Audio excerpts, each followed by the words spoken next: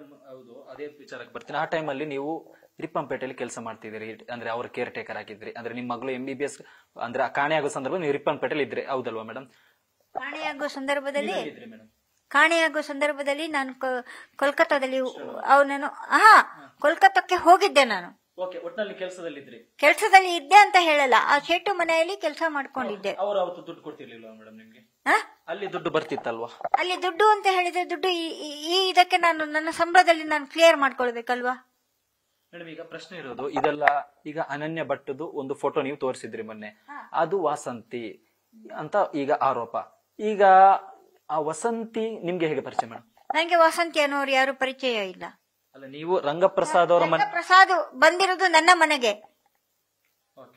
ವಾಸಂತಿ ಯಾರು ಇದು ಮಾಡ್ತಾ ಇದಾರೆ ಅವರು ನನಗೆ ಪರಿಚಯ ಇಲ್ಲ. ಅದು ಫೋಟೋ ಇಲ್ಲ ಸರ್, ಇಲ್ಲ ಸರ್, ನನಗೆ ವಾಸಂತಿ ಅನ್ನೋಳ ಪರಿಚಯ ಇಲ್ಲ. ಯಾರು ಅಂತಾನು ನನಗೆ ಗೊತ್ತಿಲ್ಲ.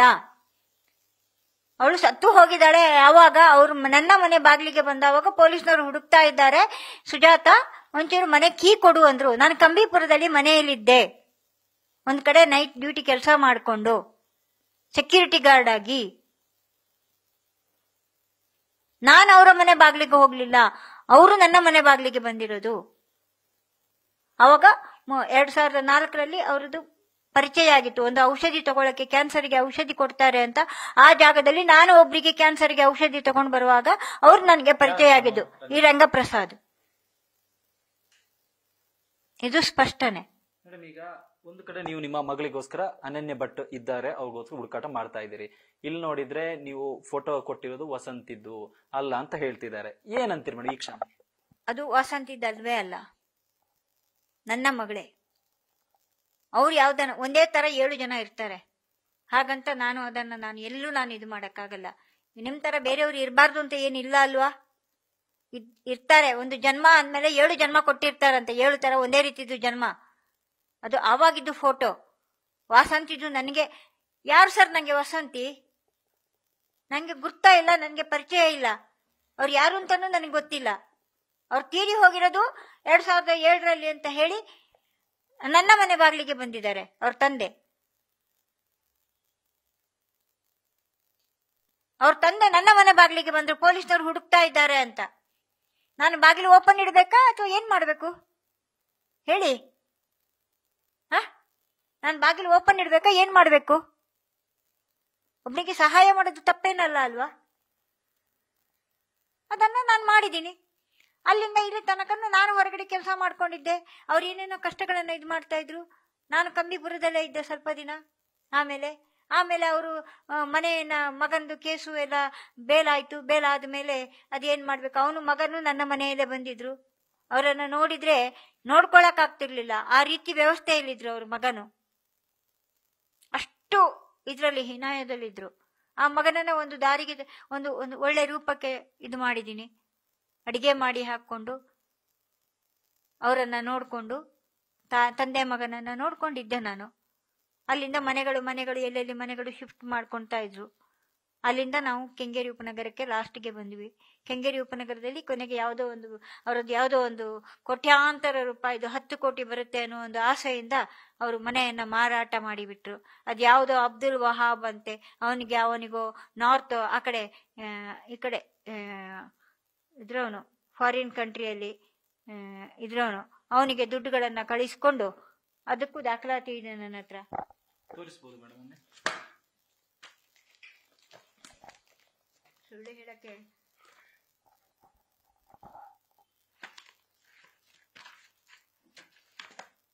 ಹಂಗೆ ಈ ಫೋಟೋ ಯಾರ್ಯಾರ್ದು ಅಂತ ಒಂದು ಹೇಳಿಬಿಡಿ ಮೇಡಮ್. ಇದು ಯಾರು? ಇದು ರಂಗಪ್ರಸಾದ್. ಓಕೆ, ಇದು ಯಾರು ಮೇಡಮ್? ಇದು ಅವರ ಫಸ್ಟ್ ವೈಫ್. ರಂಗಪ್ರಸಾದ್ ಇಬ್ರು 2 ಮದುವೆ ಆಗಿತ್ತ? ಇಲ್ಲ, ಫಸ್ಟ್ ವೈಫ್. ಒಬ್ರೇ ವೈಫ್. ಓಕೆ. ಇದು ಯಾಕೆ ಇಟ್ಕೊಂಡಿದ್ದೀನಿ ಅಂದ್ರೆ ಅವರು ಮುತ್ತೈದೆಯಾಗಿ ಹೋಗಿದ್ದಾರೆ, ಅದಕ್ಕೊಂದು ನಾನು ಇಟ್ಕೊಂಡಿದ್ದೀನಿ. ಇದು ಯಾರು ಮೇಡಮ್? ಇದು ಯಾರು? ಇದು ನಮ್ಮ ಅಮ್ಮ. ಓಕೆ. ಇವರು ಮುತ್ತೈದೆಯಾಗಿ ಹೋಗಿರೋದು ಮೇಡಮ್. ಈಗ ಇದಕ್ಕೂ ಅದಕ್ಕೂ ಹೋಲಿಕೆ ಇಲ್ವಾ ಮೇಡಮ್? ಈಗ ಪ್ರಶ್ನೆ ಇರೋದು, ಅವತ್ತು ಒಂದು ಆರ್ಟಿಕಲ್ ಬಂದಿತ್ತು, ಅಂದ್ರೆ ಶ್ವಾನಪ್ರಿಯೆ ದಂಪತಿ.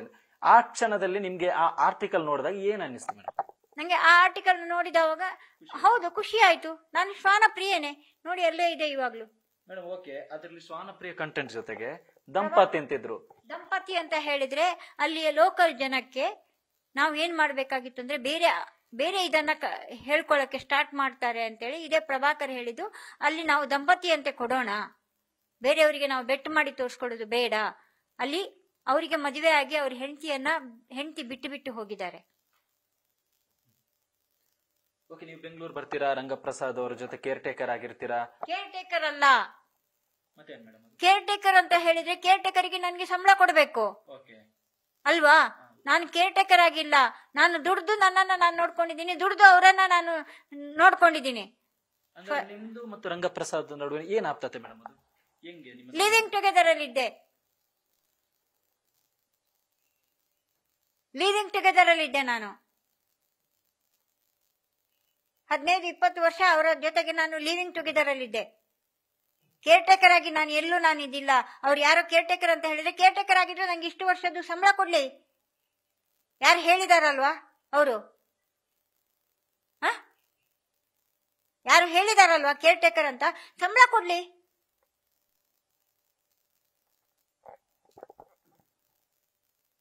ಮನೆ ಮಾರಿ ದುಡ್ಡುಗಳನ್ನ ತಗೊಂಡು ಹೋಗಿರೋದು 32 ಲಕ್ಷ ಎಲ್ಲ ತಗೊಂಡು ಹೋಗಿರೋದು ಅವರು.